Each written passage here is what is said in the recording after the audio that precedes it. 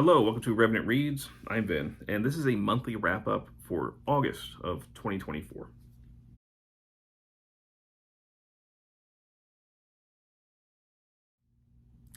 So I'm filming this halfway through September. That's pretty typical for me. I don't have any kind of regular schedule when I film. I just kind of film kind of when I can and also when I feel like it. And that sometimes comes a week, 2 weeks at a time. I actually don't get a lot of quality time to sit in front of a camera. I do have 2 kids, full-time job, got a lot of responsibilities, but I always try to get these kind of videos at least done. The two types of videos that I try to get done, and I apologize to the people who have tagged me in videos, for video tags over the last few months. I've kind of got them marked down somewhere. I just haven't had the time for it, and I apologize. Tag videos are one of those things that I kind of have to put on the back seat because the things that I definitely want to get to, I make videos about the books that I've read. That's why I'm on booktube. It's the whole reason for doing it. And I also like to do these monthly wrap-up videos, just as a quick summary. And that's what this is, okay? This is a quick summary. I'm not going into detail on these. I think I have like 9 books here, which is a lot for me. I mean, I can't believe how much I got through in August. I'm not a super fast reader or anything. It's, I got a couple short books, so that's probably part of it. But these are just very brief summaries. I've made more detailed videos about all of these reads in previous videos, so please just go back if you want to hear my thoughts on them in more detail. This is just a summary. I'll just say a few words about them, and I'll start off with this. So this I read for Book Trek 2024. Book Trek 2024 is it's an annual event that I created, that I've got great co-hosts that go along with me, where over in the summer, we basically read Star Trek fiction. We're a bunch of geeks and we love this stuff. It's not always the best written, but it's fun. And this was actually decently written. So this is Immortal Coil. You can see it's a Next Generation novel, and it's about Data. It takes place after the film First Contact, that TNG film. And it is essentially Data kind of coming to balance with getting emotions, and he comes into contact with other forms of synthetic life. The author brings in things from the original series and from other parts of TNG and kind of brings them together in a kind of pretty interesting and satisfying way. I liked it quite a bit. My only criticism really was that there was a new character introduced that I felt maybe started, outshining some of the other, beloved characters. But otherwise, I thought this was solid. So I read this, Open Letter, by Charb on Blasphemy, Islamophobia, and the True Enemies of Free Expression.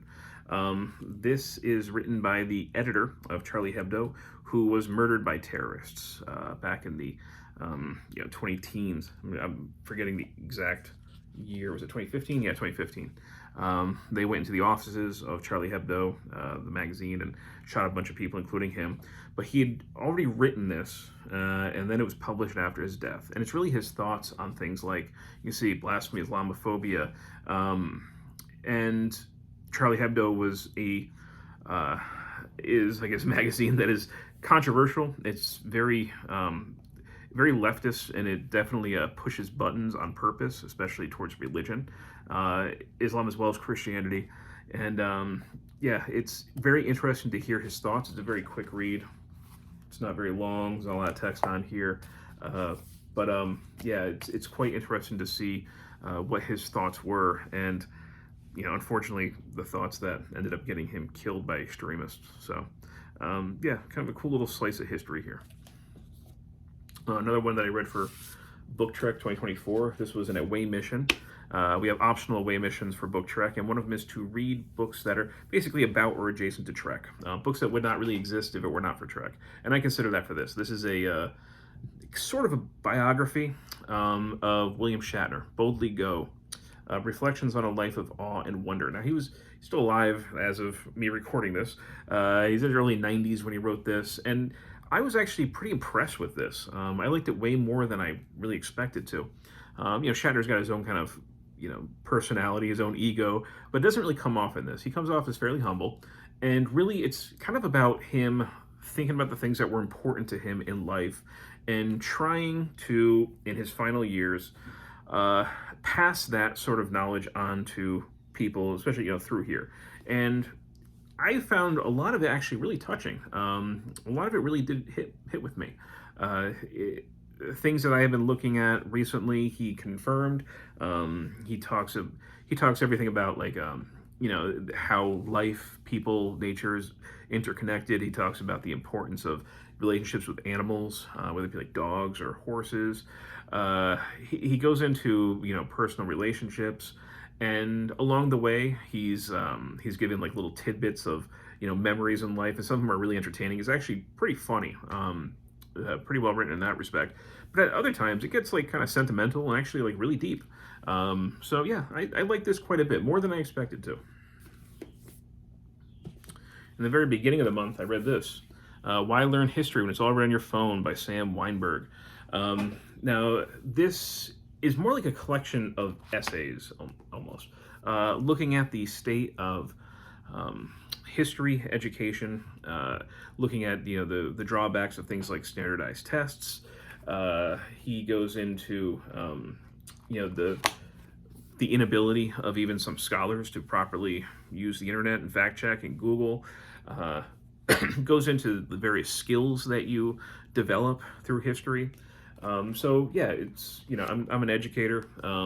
I teach social studies, and this was actually really kind of, I don't want to say eye-opening, but it got me thinking. It definitely got me thinking over the summer about certain things that maybe I want to try and incorporate into my classroom to better build the skills and perspectives that Weinberg is advocating in here, I think with in very due course. So yeah, I like this. Let's see, I also read Stephen King, Cujo. Kind of doing my own personal Stephen King project, which is reading all the books I own by Stephen King, which, I mean, it's all that shelf and then some more over here. So I've got some to get through. I'm going to try and get through one book within at least maybe like a 2 or 3 month period. But this, I'm reading also in roughly publishing order. Some of which I've already read past Cujo, but the ones that I have still to read, I'm roughly reading them in publishing order. I had read the Dead Zone before this, which is kind of like, Cujo is kind of like a sequel to the Dead Zone. And everybody knows this is about a rabid Saint Bernard that terrorizes a woman or a child inside a car, but it ends up being more than that. I was pretty impressed by this book. I liked it quite a bit. There was one weird scene that I talk about in my video about this, where the dialogue came off very melodramatic, but the rest of it I thought was quite well done. It is about more than just a rabid dog. It's kind of about the dissatisfaction with domestic life, and sometimes life, I think, just throws a Cujo at you. It's basically something unexpected that puts things into perspective. And there's also kind of a supernatural subplot that happens as well that I thought was pretty intriguing. But yeah, I like this. And I read 2 books about Thomas Jefferson. I got this. We got the Jefferson Bible, a biography, and Light and Liberty Reflections on the Pursuit of Happiness. So this looks at the Bible that Jefferson made himself. So he took a bunch of Bibles from different languages, and he cut out the pieces, and he made his own version of the Bible that took out any kind of supernatural reference to Jesus. And he called it The Life and Moral Teachings of Jesus of Nazareth, if I remember correctly, something like that. And he was not what you would call today a Christian, okay? He did not believe in the supernatural quality of Jesus Christ, but he did believe in the moral teacher, Jesus Christ. And that's really what this is. And it was not something that people mostly knew about during his lifetime. Some of his, personal compatriots would have known about it. But it really was after his death and amongst his collections that people found it, and kind of took on a life of its own. It became seen as like a very, very kind of purely American thing. But for many people, it was embraced as like this kind of great product of the Enlightenment, and an example of like American religious pluralism. And others, of course, condemn it for being sacrilegious. But this goes into the creation of the Jefferson Bible, and then how it was kind of displayed and publicized and perceived over time. And it's not a very long book, but I thought it was actually really interesting. I like this one. And taking Jefferson's approach to the Bible, we have Eric Petersen taking the same kind of approach to Jefferson's own words. So he takes especially stuff that Jefferson said in letters, and he kind of copies or cuts and paste, cuts and pastes them. Can't speak right now. In these kind of like affirmations or like here's forgiveness. So what are the various things that he said about forgiveness? And he's got them in these block quotes here. And you know, I think that this was interesting. One of the things I said in my video is I think there's kind of a danger here is that it kind of presents Jefferson as this, you know, this kind of sage, and you can come off not really understanding Jefferson the man, especially his many faults and contradictions. So there's some cool things to be learned in here, and it's a pretty quick read, but you are getting a very, very one-sided view of the person. So I have very mixed feelings about something like this. Okay, two more. These I read also for Historathon Quarter 3, and these meaning this and this. This is The Science of Life and Death in Frankenstein by Ruston. She essentially looks at the sorts of medical and scientific knowledge that would have been available to, and not just available to, Mary and Percy Shelley, but stuff they would have known when Frankenstein was being written. So she talks about that kind of scientific knowledge, and then she tries to point towards evidence in Frankenstein of it possibly being present, that we can see that they knew this stuff.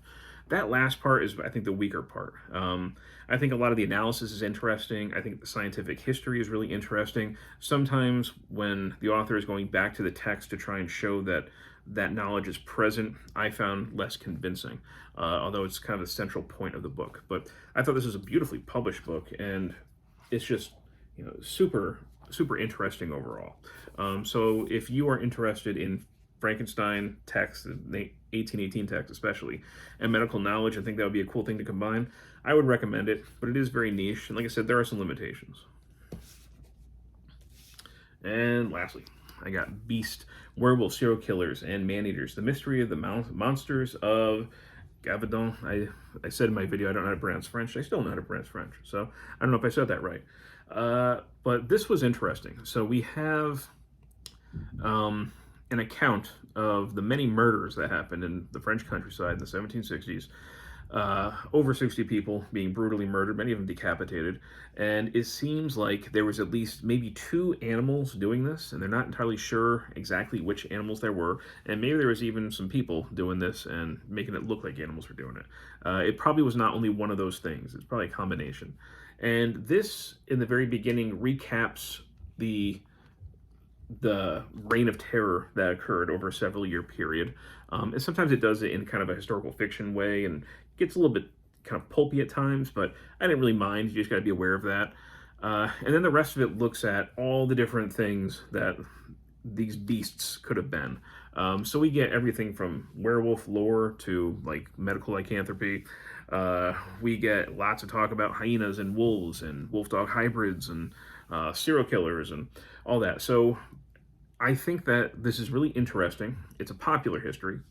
And I think if you're interested in all those things that I said, you would come away being really satisfied with the book.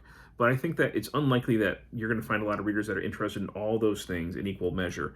So therefore, there are going to be stretches of the book where I think you might start feeling, you know, a strain of patience, kind of wishing the book would maybe go on a little bit faster, and it also ends up being a little bit repetitive at times as well.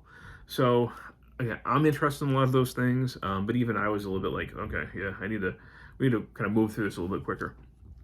Nevertheless, really interesting topic. If you're somebody who wants to deep dive really into this topic, this is probably a pretty good choice. And that is it. That was my pile for August of 2024. And I'm just making my stack here. So, in that month, I read, we've got Beast, Cujo, the Jefferson Bible, Light and Liberty, The Science of Life and Death in Frankenstein, Boldly Go, Why Learn History, Open Letter, and Immortal Coil. If you've read any of these, yeah, I'd love to hear your thoughts. And as always, thank you, booktube.